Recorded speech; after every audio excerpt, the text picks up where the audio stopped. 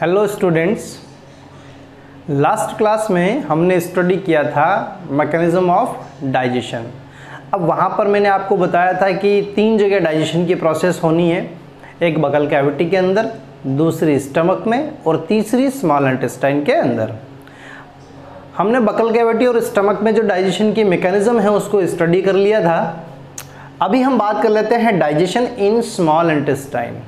तो सबसे पहला पॉइंट यहाँ पर आ जाता है कि मैक्सिमम डाइजेशन की साइट हमारी एलिमेंट्री कैनाल में कौन सी है? क्या स्टमक में होता है, क्या स्मॉल इंटेस्टाइन में होता है, लार्ज इंटेस्टाइन में होता है या बगल कैविटी के अंदर होता है? तो ध्यान रखें आप कि जो स्मॉल इंटेस्टाइन है वही ये साइट है जहां पर मैक्सिमम डाइजेशन की प्रोसेस होती है ना। मैक्सिमम जो डाइजेशन है फूड का वो कहाँ होता है? तो वो होता है आपका स्मॉल इंटेस्टाइन के अंदर। और मैक्सिमम डाइजेशन में भी आपको ध्यान में रखना है कि यहाँ पर जैसे अपन स्पेशली बताते हैं कि बगल कैविटी में स्टार्च डाइजेस्ट होता है, उसी तरीके से हम बताते हैं जो आपका स्टमक है उसके अंदर मेनली प्रोटीन का डाइजेशन होता है, ठीक है ना। और अगर स्मॉल इंटेस्टाइन की बात करें तो यहाँ पर सारे के सारे जो ऑर्गेनिक सब्सटेंस हैं, सारे के सारे ऑर्गेनिक सब्सटेंस डाइजेस्ट होते हैं। और सारे के सारे ऑर्गेनिक सब्सटेंस कौन कौन से? लाइक आप यहाँ पर कह सकते हैं कि जैसे कार्बोहाइड्रेट हो गया, प्रोटीन हो गया और फैट हो गया एंड न्यूक्लिक एसिड हो गया। यानी वही चारों आपके जो ऑर्गेनिक सब्सटेंस हैं, इन सारे ऑर्गेनिक सब्सटेंस का डाइजेशन आपका स्मॉल इंटेस्टाइन के अंदर कंप्लीट होता है। यानी यहाँ पर जो बचा हुआ सारा फूड है वो कंप्लीट डाइजेस्ट होता है। इसके बाद एलिमेंट्री कैनाल में कहीं डाइजेशन की प्रोसेस नहीं होने वाली। यानी अगर हम इसके बाद की बात करें तो लार्ज इंटेस्टाइन आ जाता है ना। लार्ज इंटेस्टाइन में सिकम, कॉलम, रेक्टम, ये सारी वो साइड्स है जहां डाइजेशन की प्रोसेस नहीं होती है। तो यानी कंप्लीट डाइजेशन कहां होना है? यहीं पर होना है। तो आप कह सकते हैं मैक्सिमम डाइजेशन या फिर इसको कह सकते हैं कंप्लीट डाइजेशन। जो फूड का कंप्लीट डाइजेशन है वो कहां होता है? तो वो आपका स्मॉल इंटेस्टाइन के अंदर होता है। अब क्या होता है देखो डाइजेशन के मैकेनिज्म में, आपके पास में ये स्टमक था, ठीक है ना। और स्टमक के अंदर क्या हुआ था देखो, अब मैं बिल्कुल सिंपली और टेक्निकल आपको समझा रहा हूं। तो बहुत सारी जो आपकी थ्योरेटिकल चीजें हैं वो आपको यहां पर डायग्राम में कवर मिल जाएगी। स्टमक के अंदर क्या होता है? स्टमक के अंदर आपका जो गैस्ट्रिक जूस है वो गैस्ट्रिक जूस किसके साथ में मिक्स होता है?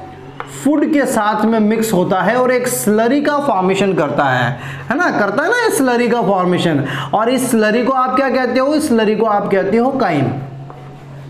अब क्या होता है, जो आपका पाइलोरिक वाल्व है किसका यहां पर होता है ना, स्टमक के अंदर इस जगह पाइलोरिक वाल्व, ये रहा आपका पाइलोरिक वाल्व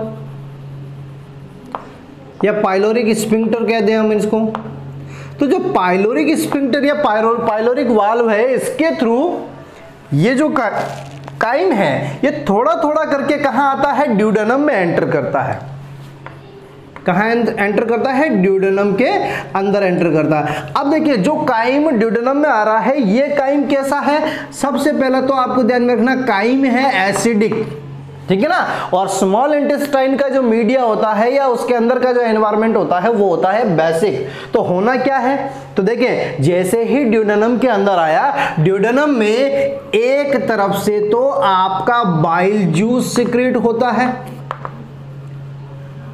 एक तरफ से आपका पैनक्रियाटिक जूस सिक्रीट होता है और एक आपकी जो यहां पर इंटेस्टाइनल जूस है, इंटेस्टाइनल जूस ये सिक्रीट होता है, ठीक है ना। अभी मैं एंजाइमेटिक रिएक्शन की बात नहीं कर रहा हूं, अभी मैं यहां पर बात कर रहा हूं इस काइम की जो एसिडिक नेचर है उसको न्यूट्रलाइज करना। ध्यान में रखें कि बाइल जूस के अंदर बाइकार्बोनेट्स प्रेजेंट होते हैं, पैनक्रियाटिक जूस के अंदर भी कुछ बाइकार्बोनेट प्रेजेंट होते हैं और इंटेस्टाइनल जूस में भी कुछ बाइकार्बोनेट और कुछ साल्ट जो है वो प्रेजेंट होते हैं। ये सारे मिलकर क्या करते हैं, न्यूट्रलाइज दी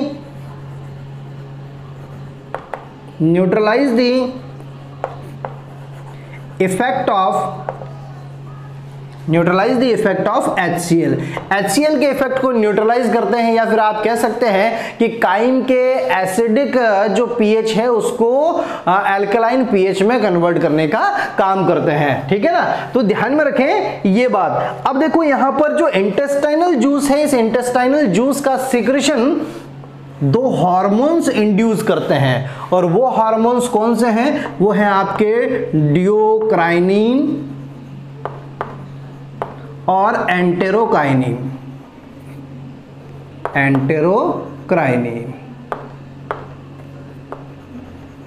ये जैसे ही काइम जो है वो ड्यूडेनम में एंटर करता है, ये आपके जो दोनों हार्मोन्स हैं ये एक्टिवेट हो जाते हैं, और ये एक्टिवेट होकर इंड्यूस करते हैं इंटेस्टाइनल जूस के सिक्रेशन को। इंटेस्टाइनल जूस में क्या होता है, बहुत सारे अमाउंट में वाटर होता है, कुछ एंजाइम्स भी प्रेजेंट होते हैं, कुछ साल्ट्स भी प्रेजेंट होते हैं, और कुछ बाइकार्बोनेट आयन वगैरह भी प्रेजेंट होते हैं जो इस काइम के एसिडिक इफेक्ट को न्यूट्रलाइज करने का काम करते हैं। बाइल जूस में मैंने खाली अभी आपको क्या बताया है, खाली बाइकार्बोनेट आयंस का जो इफेक्ट होता है वो। पैनक्रियाटिक जूस में भी हमने इसी की बात की। अब सबसे पहले हम बात कर लेते हैं यहां पर बाइल जूस की, कि स्मॉल इंटेस्टाइन में बाइल जूस का क्या रोल है। तो देखें सबसे पहला आ जाता है एक नंबर पर आपका रोल ऑफ बाइल जूस, ठीक है ना। Role of bile juice in small intestine. Bile juice में कोई डाइजेस्टिव एंजाइम प्रेजेंट नहीं होता, आपको अच्छे तरीके से पता है, नो डाइजेस्टिव एंजाइम, है ना। यहां पर कोई डाइजेस्टिव एंजाइम आपको देखने को नहीं मिलेगा। तो इसके अंदर क्या प्रेजेंट होते हैं, इसके अंदर होते हैं बाइल साल्ट्स, ठीक है। क्या प्रेजेंट होते हैं, बाइल साल्ट्स, और इनकी एक्टिविटी में आपको पहले भी बता चुका हूं। ये जो बाइल साल्ट्स हैं ये दो तरीके के होते हैं, एक होते हैं इनऑर्गेनिक और दूसरे होते हैं ऑर्गेनिक। तो जो इनऑर्गेनिक साल्ट्स हैं, बाइल साल्ट्स में भी जो इनऑर्गेनिक साल्ट हैं वो क्या काम करेंगे, वो आपके बेसिक मीडिया या एल्कलाइन मीडिया का फॉर्मेशन करेंगे, ठीक है ना। किसका निर्माण करेंगे, ये एल्कलाइन मीडिया यानी क्षारीय माध्यम का निर्माण करेंगे। यानी वही आपके HCl के इफेक्ट को क्या करना, रिड्यूस करना, कम करना, और उसके pH को, एसिडिक pH को बेसिक pH में कन्वर्ट करना। दूसरा मैंने आपको बताया था कि जो इसी बाइल साल्ट में आपके दूसरे कौन से होते हैं, ऑर्गेनिक नेचर के या ऑर्गेनिक टाइप के बाइल साल्ट्स प्रेजेंट होते हैं, और ये फॉर्मेशन करते हैं एमल्सन का, ठीक है ना। किसका फॉर्मेशन करेंगे, एमल्सन का। एमल्सन के बारे में भी मैं आपको बता चुका हूं, लेकिन फर्दर आप ध्यान में रखें कि बाइल जूस का जो मेन फंक्शन है वो पहला तो ये कि वो एल्कलाइन मीडिया प्रोवाइड करे या फिर जो एनवायरनमेंट है उसको एल्कलाइन कर दे। दूसरा उसमें जो ऑर्गेनिक है, जैसे सोडियम टोरोकोलेट और सोडियम ग्लाइकोकोलेट की हमने बात की थी, वही सारे ये जो है मिलकर इमल्सन का फॉर्मेशन करेंगे। इमल्सन में होता क्या है, इमल्सन में होता है large fat molecule is converted into small molecule. पहली जो पॉइंट है वो ये कि जो फेट के बड़े बड़े से मॉलिक्यूल होते हैं उनको छोटे छोटे मॉलिक्यूल में क्या कर दिया जाता है, कन्वर्ट कर दिया जाता है। उसके बाद में क्या होता है, उसके बाद में जैसे देखें ये रहा आपका एक फैट मॉलिक्यूल और इस फैट मॉलिक्यूल के चारों तरफ आपको मिलेंगे इस तरीके से बाइल साल्ट, और ये बाइल साल्ट जो है ये आपके इस तरीके से मिसेल का या इमल्सन का क्या कर लेते हैं, फॉर्मेशन कर लेते हैं। अब इस फॉर्म में चूंकि लाइपेज की एक्टिविटी के लिए लाइपेज सीधा फैट के ऊपर अटैक नहीं कर सकता, उससे पहले फैट को छोटे छोटे ग्लोब्यूल्स के अंदर या छोटे छोटे मॉलिक्यूल्स में क्या करना पड़ता है, तोड़ना पड़ता है। तो वो छोटे छोटे मॉलिक्यूल में डिवाइड करने का जो काम है वो बाइल जूस का है। फिर लाइपेज तो उसको क्या करेगा, लाइपेज तो उसको डाइजेस्ट करेगा और डाइजेशन की प्रोसेस में वो सीधा उसे फैटी एसिड और ग्लिसरॉल में कन्वर्ट कर देगा। तो यानी ये इतना सा आपको ध्यान में रखना है, बाइल जूस का जो काम है कि इसके अंदर कोई डाइजेस्टिव एंजाइम प्रेजेंट नहीं होता, इसमें मेन जो फंक्शन होते हैं वो किसके होते हैं, बाइल साल्ट्स के होते हैं। इनऑर्गेनिक जो होता है वो एल्कलाइन मीडिया बनाता है, जो एल्कलाइन मीडिया किसकी एक्टिविटी के लिए, तो ध्यान में रखें ये लाइपेज एक्टिविटी के लिए रिक्वायर्ड होता है ना, लाइपेज एक्टिविटी के लिए एल्कलाइन मीडिया यहां पर रिक्वायर्ड होता है। और जो ऑर्गेनिक आपके बाइल साल्ट्स हैं सोडियम टोरोकोलेट और सोडियम ग्लाइकोकोलेट, दोनों मिलकर इमल्सन का फॉर्मेशन करते हैं और इमल्सन के अंदर पहले लार्ज फैट मॉलिक्यूल को छोटे छोटे या स्मॉल मॉलिक्यूल के अंदर कन्वर्ट कर दिया जाता है और फिर इस तरीके से ये मिसेल का फॉर्मेशन होता है। इसे आप मिसेल कह दीजिए, है ना, या फिर आप इसे एमल्सन भी कह सकते हैं। तो ये इतनी सी मैकेनिज्म आपको किसके बारे में ध्यान में रखनी है, रोल ऑफ बाइल जूस के बारे में ध्यान रखनी है। नेक्स्ट हम बात कर लेते हैं रोल ऑफ पैनक्रिएटिक जूस। तो सेकंड आ जाता है आपका रोल ऑफ पैनक्रिएटिक जूस। अब देखो पैनक्रिएटिक जूस के अंदर क्या क्या चीजें प्रेजेंट होती है। तो आपको पता है कि पैनक्रिएटिक जूस में बहुत सारे डाइजेस्टिव एंजाइम्स प्रेजेंट होते हैं ना। तो यहां पर आपको जो पॉइंट ध्यान में रखना है वो क्या, कि पैनक्रिएटिक जूस में वो डाइजेस्टिव एंजाइम प्रेजेंट होते हैं जो एक लार्ज बायोमोलिक्यूल को स्मॉल मॉलिक्यूल में कन्वर्ट करता है या उसका ब्रेकडाउन करता है। यानी यहां पर यूनिट्स का फॉर्मेशन या किसी एक बायोमोलिक्यूल का कंप्लीट डाइजेशन नहीं होता है। पैनक्रियाज में या पैनक्रिएटिक जूस के अंदर कौन से डाइजेस्टिव एंजाइम तो प्रेजेंट होते हैं, लेकिन ये जो डाइजेस्टिव एंजाइम है ये डाइजेस्टिव एंजाइम क्या करते हैं, एक लार्ज बायोमोलिक्यूल को किस में तोड़ देते हैं, स्मॉल बायोमोलिक्यूल में तोड़ देते हैं। यानी जो पैनक्रिएटिक जूस है उससे कंप्लीट डाइजेशन की प्रोसेस नहीं हो रही है, एक तरीके से आप कह सकते हैं इनकम्प्लीट डाइजेशन के लिए ये रेस्पॉन्सिबल है। जैसे प्रोटीन की बात करें तो पॉलीपेप्टाइड इज कन्वर्टेड इनटू ओलिगोपेप्टाइड्स, अगर बात करें पॉलीसैकेराइड्स हैं तो polysaccharides is converted into oligosaccharides, disaccharides हैं। इस तरीके से जो बनते हैं वो आपके किसकी वजह से, पैनक्रिएटिक जूस में प्रेजेंट डाइजेस्टिव एंजाइम की वजह से। अब यहां पर कौन कौन से डाइजेस्टिव एंजाइम होते हैं ये चीज मैं आपको पैनक्रियाज में पहले ही बता चुका हूं कि आपको ये पॉइंट ही ध्यान में रखना है कि पैनक्रिएटिक जूस में कौन से डाइजेस्टिव एंजाइम हैं, इसको याद रखोगे। इसके अलावा सारे के सारे एंजाइम्स आपको किस में मिलने वाले हैं, इंटेस्टाइनल जूस में, क्योंकि स्मॉल इंटेस्टाइन में डाइजेस्टिव एंजाइम रखने वाले दो ही जूस हैं, एक पैनक्रिएटिक जूस और एक इंटेस्टाइनल जूस। बाइल जूस में से वैसे ही कोई एंजाइम प्रेजेंट नहीं होता है, ठीक है ना। तो आपको यहां पर ध्यान रखना। अब देखो हम पैनक्रिएटिक जूस में प्रेजेंट जो एंजाइम्स हैं इनको 4 कैटेगरी में यहां पर क्या कर रहे हैं, डिवाइड कर रहे हैं। देखें पहला मैं यहां पर लिख रहा हूं कार्बोहाइड्रेजेज, जो कार्बोहाइड्रेट के डाइजेशन के लिए रेस्पॉन्सिबल है उनको हमने कार्बोहाइड्रेजेज कैटेगरी में रख दिया। दूसरा आ जाता है प्रोटीएजेज, जो प्रोटीन के डाइजेशन के लिए रेस्पॉन्सिबल होते हैं वो प्रोटीएजेज हो गए। थर्ड हम बात करेंगे पैनक्रिएटिक लाइपेज, क्योंकि ये आपके लिपिड के डाइजेशन के लिए रेस्पॉन्सिबल है, तो सिंगल एंजाइम आपका पैनक्रियाज से सिक्रेट होने वाला। और फोर्थ आ जाता है आपका न्यूक्लियस एंजाइम। तो यहां पर कितने तरह के 4 कैटेगरी मैंने लिख दी है। अब देखें इन चारों कैटेगरी में जो एंजाइम्स हैं उनकी हम एंजाइमेटिक रिएक्शंस स्टडी कर लेते हैं। सबसे पहले मैं बात करूंगा यहां पर कार्बोहाइड्रेजेज की।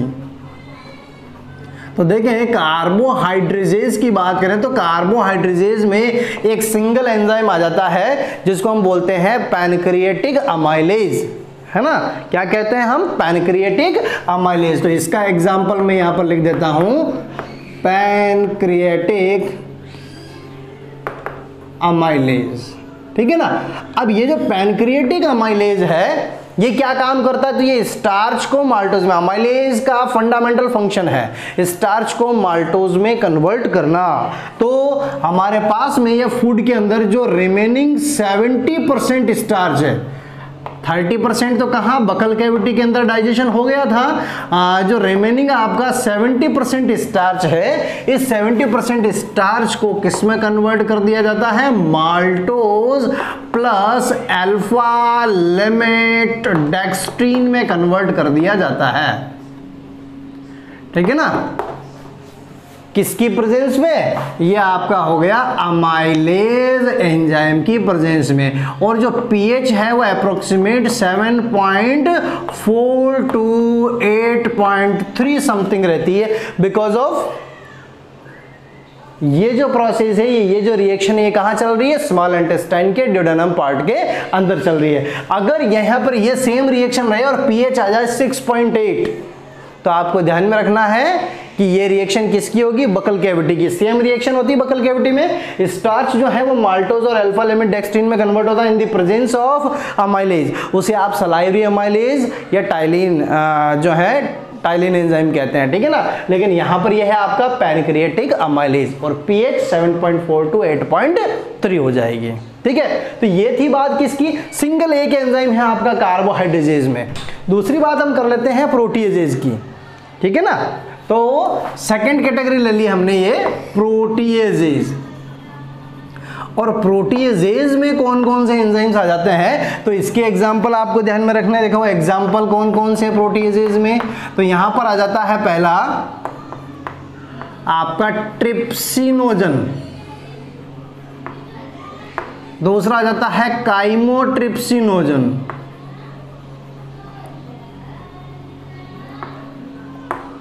और तीसरा आ जाता है आपका प्रोकार्बोक्सी पेप्टाइडेजेज।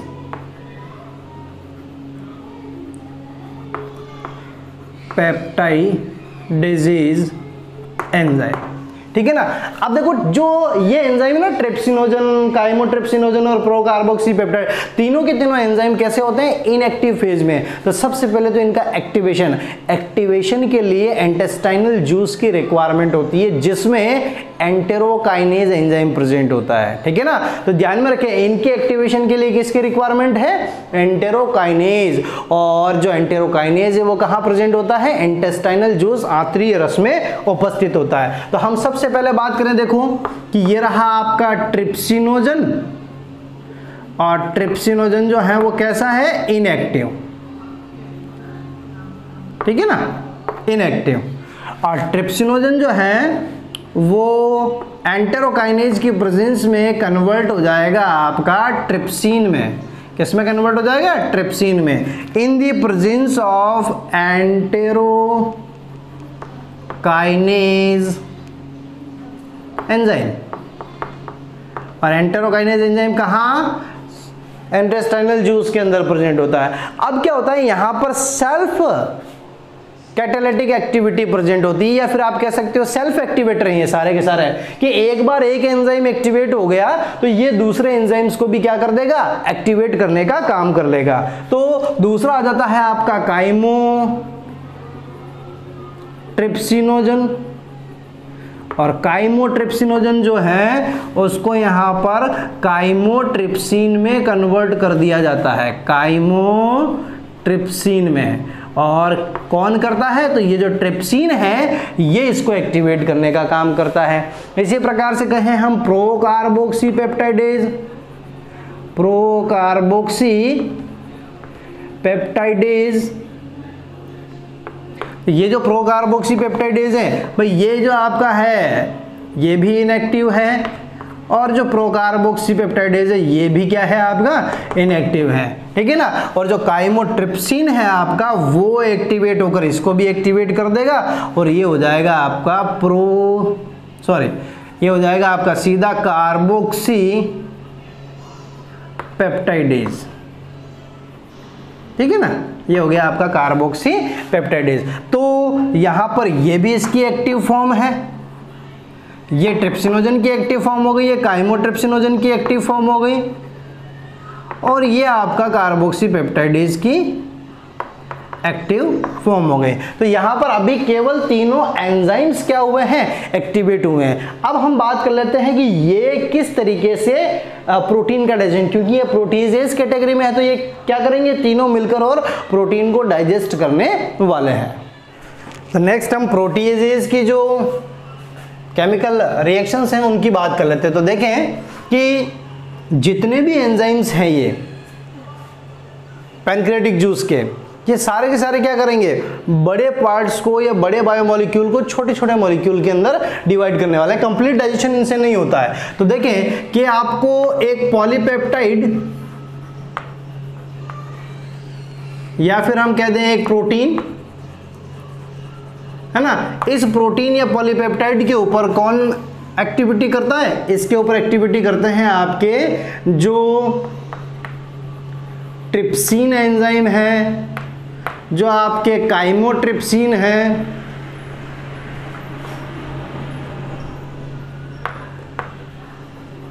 ना, ये एंजाइम क्या करते हैं, ये एंजाइम इसको ऑलिगोपेप्टाइड्स में या पेप्टोन्स में कन्वर्ट कर देते हैं, पेप्टोन्स में, प्लस आप कह सकते हो यहां पर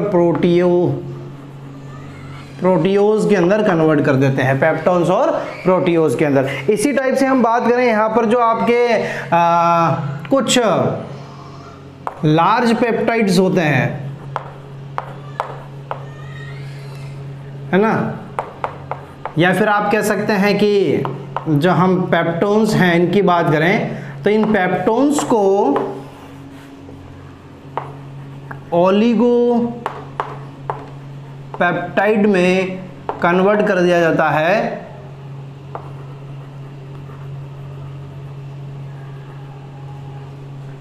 कार्बोक्सीपेप्टाइडेज से। तो सिंपल सी रिएक्शन है, सिंपल सा आपको ध्यान में रखना है कि जो ट्रिप्सिन, काइमोट्रिप्सिन और कार्बोक्सीपेप्टाइडेज एंजाइम है ये क्या काम करते हैं, तो ये जो प्रोटीन के बड़े बड़े मॉलिक्यूल होते हैं उनको छोटे छोटे मॉलिक्यूल्स में डिवाइड करने का काम करते हैं। तो ये मैं पहले भी आपको बता चुका हूं कि ये जो एंजाइम्स हैं आपके, ये सारे के सारे यहां पर कैसे होते हैं, ये होते हैं आपके एंडो पेप्टाइड्स। कौन से एंजाइम होते हैं, एंडोपेप्टाइड्स होते हैं, ठीक है ना। तो ध्यान में रखना है आपको ये। उसके बाद में हम बात कर लेते हैं, देखो इसमें कि जो आपकी तीसरी कैटेगरी थी पैनक्रिएटिक लाइपेज,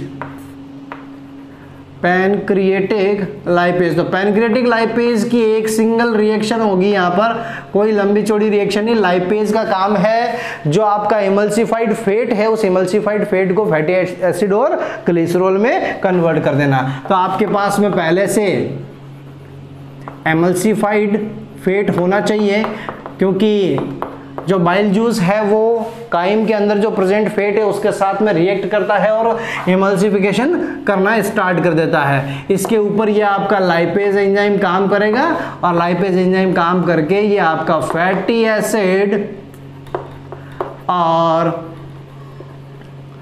ग्लिसरॉल का क्या कर लेगा, फॉर्मेशन कर लेगा। क्लियर।